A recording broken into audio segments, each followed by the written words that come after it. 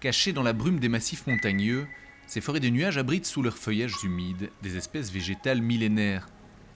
Les bryophytes, dont font partie les mousses et les hépatiques, sont parmi les premières plantes à avoir colonisé les terres il y a environ 450 millions d'années.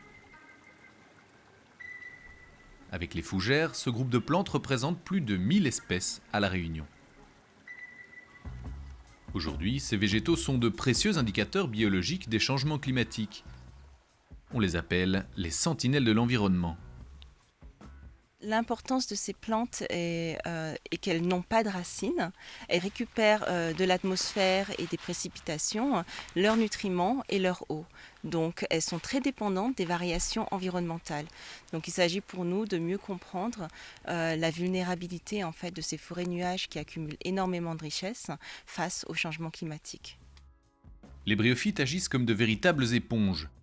En accumulant l'eau contenue dans l'atmosphère, ils permettent le développement d'écosystèmes extrêmement riches en biodiversité, mais ce n'est pas tout. Sur l'île, les forêts de nuages sont aussi d'une importance capitale pour le maintien des précieux réservoirs d'eau. S'il n'y avait pas de bryophytes, l'eau dévalerait des montagnes directement dans les rivières, puis dans l'océan. Donc c'est très important d'étudier ces bryophytes dans le cadre des changements climatiques. Aujourd'hui, il y a beaucoup de pression sur les forêts de nuages et partout dans le monde. On veut les développer pour l'agriculture ou l'habitat. Mais si on peut dire non, vous ne pouvez pas détruire ces forêts car regardez quel volume d'eau elles contiennent, eh bien cela serait une très bonne chose.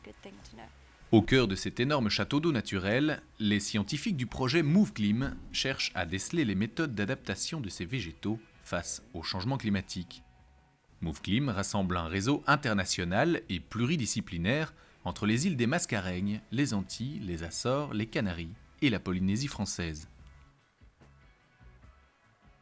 Ce projet met en place les premières analyses comparatives de la biodiversité tropicale sur différentes altitudes. On étudie les patrons de diversité des mousses le long d'un gradient altitudinal, donc c'est-à-dire à partir du niveau de la mer de 0 jusqu'à 3000 mètres en haut du sommet du Piton des Neiges. Et on met en relation donc, cette diversité végétale mesurée sur les mousses avec des mesures de température, d'humidité. Donc ce type de mesure permet d'anticiper dans le cas d'un réchauffement. A priori, les espèces vont avoir tendance à se déplacer vers les sommets pour trouver les conditions plus fraîches auxquelles elles sont adaptées. On essaie de mieux comprendre leur physiologie, leur comportement, leur biologie, ce qui nous permettra ensuite dans le temps de pouvoir dire voilà, si la température augmente de 2 degrés ou si les précipitations diminuent de tant de volume, on pourra supposer que telle ou telle espèce devra être plus haut sur une montagne.